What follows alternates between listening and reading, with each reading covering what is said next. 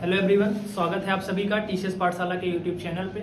मैं प्रिंस पांडे हाजिर हूँ एक बहुत बड़ी अपडेट के साथ, जो कि आरआरबी की तरफ से आ रही है, रेलवे वालों की तरफ से। आरआरबी ग्रुप डी का एग्जाम डेट कंफर्म कर दिया गया है।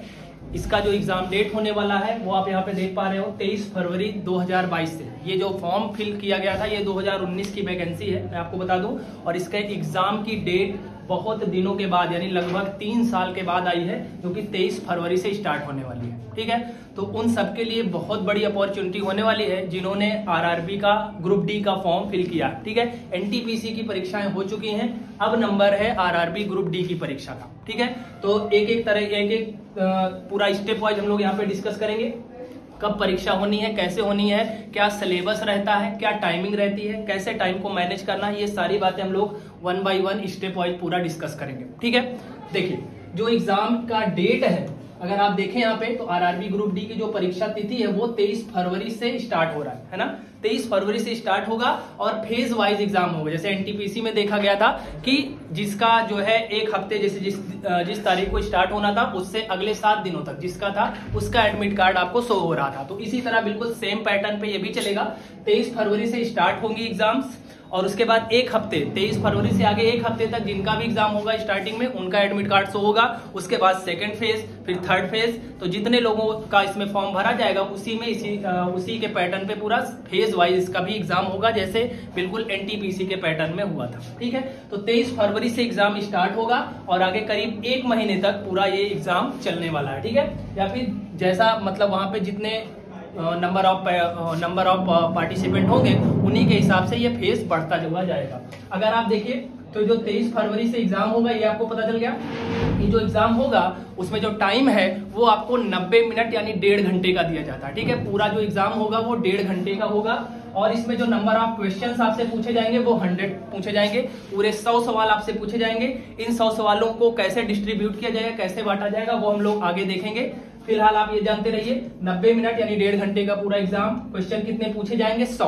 अब आप यहाँ पे देखिए प्रश्नों की संख्या, प्रत्येक प्रश्न के लिए आपको 1 अंक दिए जाएंगे। प्रश्नों की संख्या रहेगी 100।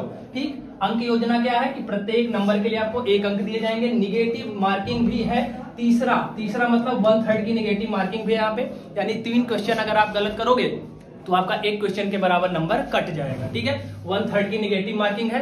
अब आप इसमें ये देखिए कि जो इसमें आपका सिलेक्शन होने वाला है, जो चयन प्रक्रिया है, जो सिलेक्शन का प्रोसेस है, वो तीन स्टेप में कंप्लीट होना है। ठीक है, पहले तो आपका सीबीटी टेस्ट होगा, पूरा ऑनलाइन एग्जाम होने वाला है। बिल्कुल सीबीटी मतलब कंप्यूटर बेस्ड एग्जाम होने वाला है आपका। ठीक है, पूरा कंप्यूटर पे आपका एग्जाम होगा।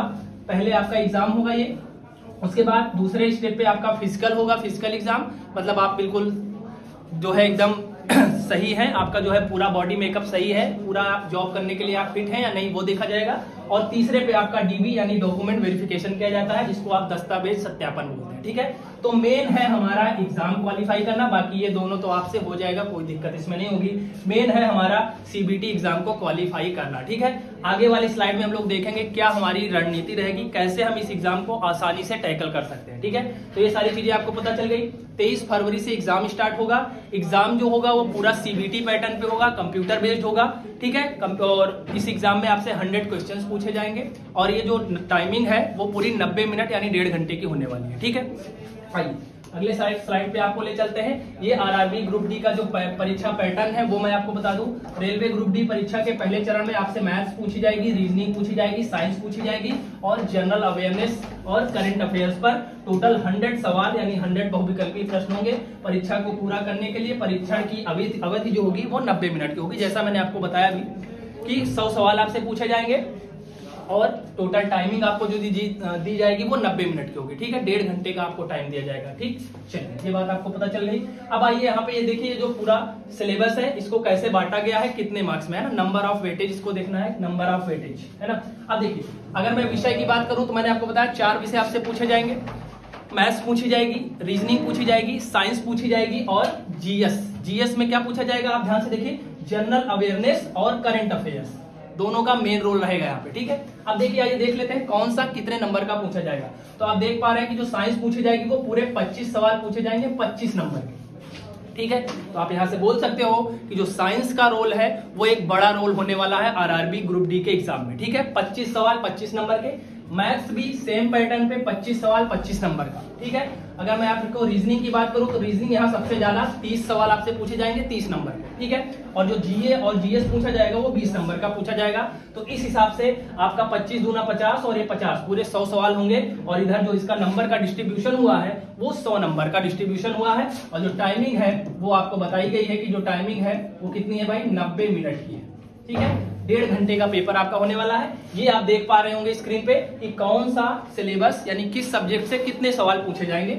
साइंस से 25 सवाल, मैथ से 25 सवाल, रीजनिंग से 30 सवाल और करंट अफेयर यानी जीए से आपसे 20 सवाल पूछे जाएंगे, ठीक है। इसको आपने देख लिया। आइए अगले स्लाइड पे आपको ले चलते हैं और देखते हैं आगे क्या आपके लिए है। देखिए अब मैं बात करूंगा पूरा एक एक सब्जेक्ट का प्रॉपर सिलेबस, क्या पढ़ना है, कैसे पढ़ना है।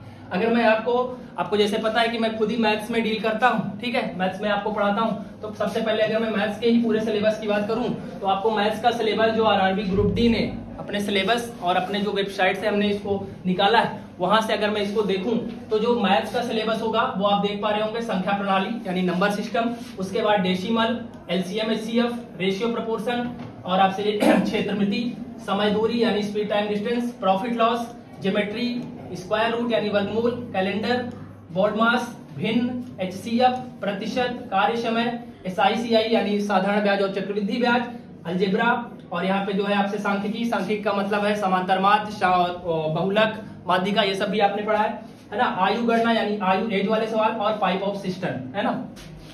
कुल मिलाकर के पूरी अंक गणित आपसे पूछी जाएगी और एडवांस के भी कुछ चीजें आपसे पूछी जाएंगी मैथ्स के सिलेबस में, ठीक है। तो पूरा एक तरफ से हम लोग डिस्कस करेंगे इस बात को।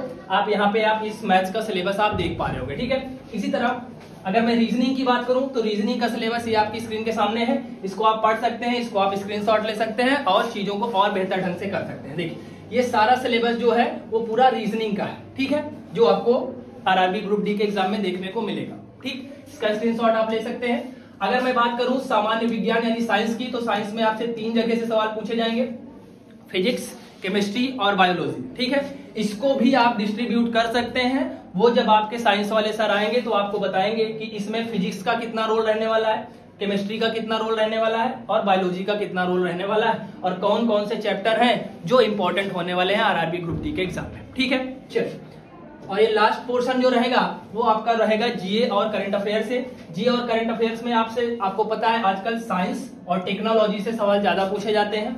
उसके बाद करंट अफेयर एक महत्वपूर्ण होगा यहाँ पे, ठीक, मेन रोल रहेगा इसका। स्पोर्ट्स से सवाल जरूर आते हैं, स्टैटिक के पोर्शन में आता है खेल, संस्कृति यानी कल्चर से सवाल, व्यक्तित्व पर्सनालिटी से सवाल भी आपसे पूछे जाएंगे और इकोनॉमिक्स अर्थशास्त्र और पॉलिटी यानी राजनीति और महत्व का कोई अन्य विषय यानी जो भी स्टैटिक पोर्शन आपसे रहेगा वो पूरा आपसे पूछा जाएगा।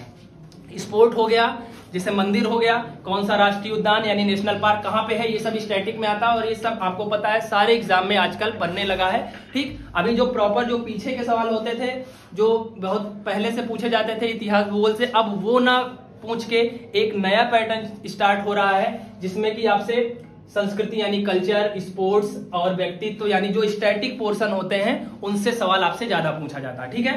तो बिल्कुल अपडेट रहिए और किस टाइप से पढ़ाई करनी है बिल्कुल अपडेटेड फॉर्म में, है ना। पुराने पैटर्न पे बिल्कुल पढ़ाई नहीं करनी है, नहीं तो चीजें क्या होती हैं, पढ़ के हम जाते हैं कुछ और आता है एग्जाम में कुछ, है ना।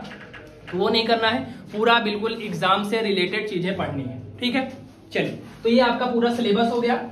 आगे मैं बात करूं तो जैसे आपका दूसरा चरण हो जाएगा, पहला चरण आपका पूरा एग्जाम होगा, सेकंड फेज में क्या होगा कि आपका पूरा फिजिकल टेस्ट होता है, ठीक है। और तीसरे चरण में क्या होगा कि आपका डीवी होता है। डीवी बोले तो डॉक्यूमेंट वेरिफिकेशन, है ना। जैसे आपका जो जितना भी आपका जो क्वालिफिकेशन होता है और उस एग्जाम को क्वालिफाई अगर आपने किया है तो उसके लिए जो क्वालिफिकेशन थी स्टार्टिंग में क्या आप उसको पूरा फुलफिल कर पाते हैं, यानी आपकी एज कंप्लीट है, आपने जितना इसके लिए जैसे 10th या 12th जो भी एग्जाम के लिए होता है क्या वो आपने पूरा किया है।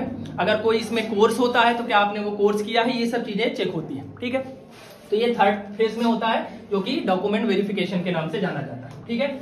और इसके बाद दूसरे चरण जो मैंने आपको बताया कि दूसरे चरण में आपका फिजिकल टेस्ट होता है कि आप क्या वो जो जॉब के लिए आपने क्वालिफाई किया उस जॉब को करने के लिए आप बिल्कुल फिट और फाइन है या नहीं, ठीक। तो मेन है ये सेकंड और थर्ड फेज तो बात की बात है। पहला मेन फेज होता है जो रिटन क्वालिफाई करना, है ना, सीबीटी एग्जाम को क्वालिफाई करना वो मेन है। उसके बाद सेकंड और थर्ड फेज तो बात की बात है वो आपसे हो जाएगा। ठीक है। अब बात आती है कि हमको पढ़ाई कैसे करनी है। तो अगर आपसे मैं बात करूं कि जो कुंडा या कुंडा के आसपास के बच्चे हैं जो हमारे ऑफलाइन सेंटर पे आ सकते हैं, तो उनके लिए 2 बैचेस रेलवे ग्रुप डी के लिए स्टार्ट होने वाले हैं। एक तो पूरा प्रैक्टिस बैच स्टार्ट होगा, जो बच्चे पहले से मैथ्स पढ़ चुके हैं या पूरा सिलेबस कवर कर चुके हैं, वो केवल प्रैक्टिस करना चाहते हैं, उनके लिए एक प्रैक्टिस बैच स्टार्ट होगा। और क्योंकि परीक्षा फरवरी में स्टार्ट होनी है, यानी फरवरी लास्ट से, तो अभी हमारे पास 3 महीने भी हैं। तो जो बच्चे स्टार्टिंग से तैयारी करना चाहते हैं, तो उनके लिए भी एक नया बैच आपको मिल जाएगा। ठीक है, तो 2 टाइप के बैच होंगे।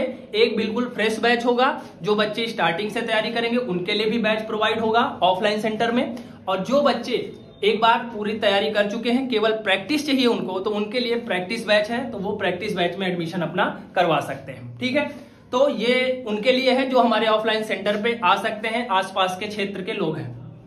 अब बात आती है उनके लिए कि हम लोग YouTube पे क्या करने वाले हैं। तो YouTube पे भी बहुत जल्द हम लोग इसके रिगार्डिंग क्लासेस लेने वाले हैं और पूरा स्टार्टिंग से आपको पूरे सिलेबस को डिस्कस करने वाले हैं। ठीक है, तो बिल्कुल चिंता नहीं करनी है। जो ऑफलाइन सेंटर पे जुड़ सकते हैं वो जरूर जुड़े, जो नहीं जुड़ सकते हैं, घर रह के तैयारी करना चाहते हैं, TCS पाठशाला उनके लिए भी जरूर काम करेगा। और बहुत जल्द हम लोग 1 हफ्ते के अंदर ही इसका पूरा पैटर्न और आपसे पूरा सिलेबस डिस्कस करेंगे, कैसे हम लोग इस पर काम करने वाले हैं। ठीक है, तो ये पूरी जानकारी थी जो मैंने आपके साथ साझा की।